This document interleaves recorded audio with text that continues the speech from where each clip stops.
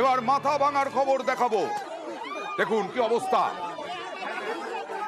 তৃণমূলের এজেন্টকে মারধরের অভিযোগ, লাঠালাঠি, ক্যাম্প অফিস নিয়ে তৃণমূল বিজেপি সংঘর্ষ।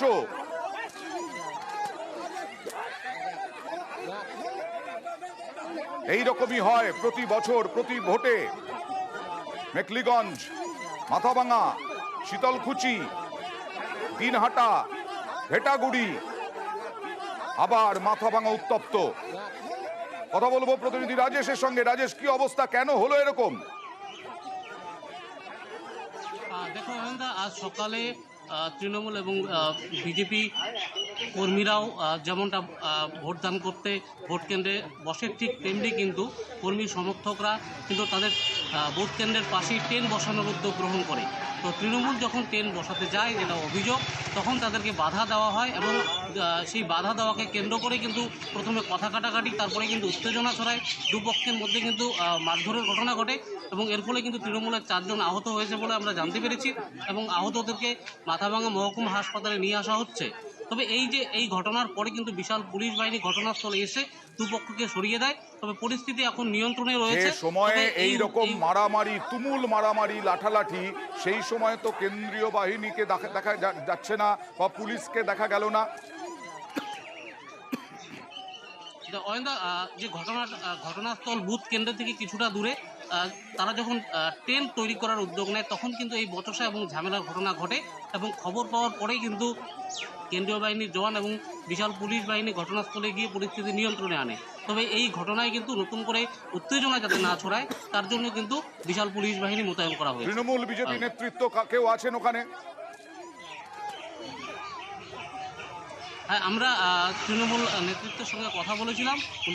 ওনারা জানিয়েছেন যে ওনারা যখন টেন্ট তৈরি করতে যাচ্ছিলেন, ঠিক সেই সময় তাদেরকে বাধা দেওয়া হয় এবং তাদেরকে মারধর করা হয়। তবে বিজেপির পক্ষ থেকে গোটা অভিযোগ অস্বীকার করা হয়েছে, তাদের বিরুদ্ধে মিথ্যা অভিযোগ করা হচ্ছে বলে বিজেপি দাবি করেছে। রাজেশ, এতে কি ভোটে কোনো রকম বিঘ্ন ঘটেছে? না, যেহেতু ভোট কেন্দ্রের বাইরে এই ঘটনা ঘটে, তাই ভোটে কোনো রকম বিঘ্ন ঘটেনি। এখন কিন্তু শান্তিতেই সেখানে ভোট গ্রহণ প্রক্রিয়া চলছে এবং এলাকাতেও যে উত্তেজনার পরিবেশ তৈরি হয়েছিল, সেই পরিস্থিতি কিন্তু এখন ঠিকঠাক রয়েছে। রাজেশ, একটু তৃণমূল বিজেপির তরজাটা দেখে নি। ওরা হঠাৎ করে চড়াও হয়ে আমাদের কর্মীর উপর হঠাৎ করে আক্রমণ শুরু করে। আর আমাদের যে পুলিশ এজেন্ট আমরা তৈরি করছি, যাকে বুধে পাঠাবো, তাকে মারধর করা শুরু করে দেয়। কতজনকে মারধর করছে? আমার ইন টোটাল 4 জনকে মারধর করছে। আমরা এখনই নিয়ে যাব, নিয়ে হাসপাতালে চিকিৎসা শুরু করবো। মিথ্যা কথা, এরকম কোনো ঘটনা ঘটে নাই না। তারা যে আহত হলো কেমন করে হলো? আহত এখন কি হয়ে যায়, আমি তো ওই রাস্তা দিয়ে আসতেছি, কিন্তু আমাকেই তো মারধর করলো। আচ্ছা, কারা মারধর করলো? টিএমসির লোক। এই হলো অবস্থা মাথাভাঙা এইভাবে উত্তপ্ত হলো তৃণমূলের টেন্ট বসানো নিয়ে, অর্থাৎ তাঁবু মানে পোলিং এজেন্টকে মারধরের অভিযোগ, আহত 4 জন তৃণমূলের। মাথাভাঙা 1 নম্বর ব্লকের নয়ারহাট গ্রাম পঞ্চায়েতের কেন্দুগুড়ি বুথে ধুন্ধুমার কাণ্ড। আমি শতরূপার কাছে যাব। এই যে দেবর্ষী ভট্টাচার্য বলছিলেন ইস্যু থেকে নন ইস্যু হয়ে যাচ্ছে, সেটা কি পেশি শক্তি? অয়ন, 2011-এ আমি যখন বালিগঞ্জ বিধানসভা লড়েছিলাম, তখন আমার মনে আছে আরও বলেছিল this is election not war. কিন্তু এখন যা দেখছি, ইনফ্যাক্ট যা এত বছর ধরে যা দেখছি, 2011 পর তো অনেকগুলো বছর হলো, election is equivalent to war. কি যুদ্ধ হচ্ছে, আর সবাই মিলে লড়ে যাচ্ছে। এ তো বিজেপির বিরুদ্ধে অভিযোগ। না, বিজেপির বিরুদ্ধে অভিযোগ দিতে খুব ভালো লাগে। আমি একটাই এখানে বলতে পারি যে সমান রেটে লড়ে যাচ্ছে এরা।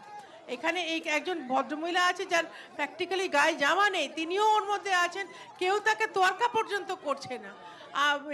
কার সঙ্গে কার অভিযোগ, তার আমাদের এখানে আলোচনা থেকে আমার মনে হয় এটা ইলেকশন কমিশনে জানানো উচিত। উদয়ন গুহ পরিষ্কার বলছে ইলেকশন কমিশন আমি চিনি না, পুলিশকে ডাকবে। তোমার মনে আছে 2 দিন আগে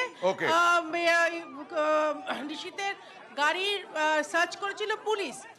নিশীথ কিন্তু বারবার বলেছে সার্চ করো, কিন্তু ইলেকশন কমিশনের অফিশিয়াল করবে, নির্বাচন কমিশনের অধীনে পুলিশ কমিশন যেন করে। নিশীথ কিন্তু বারবার বলেছে পুলিশ পুলিশের ওপর ভরসা নেই, Okay. অথচ উদয়নকে উল্টো বলছে ইলেকশন কমিশনের ওপর ভরসা নেই, পুলিশকে ডাকবে।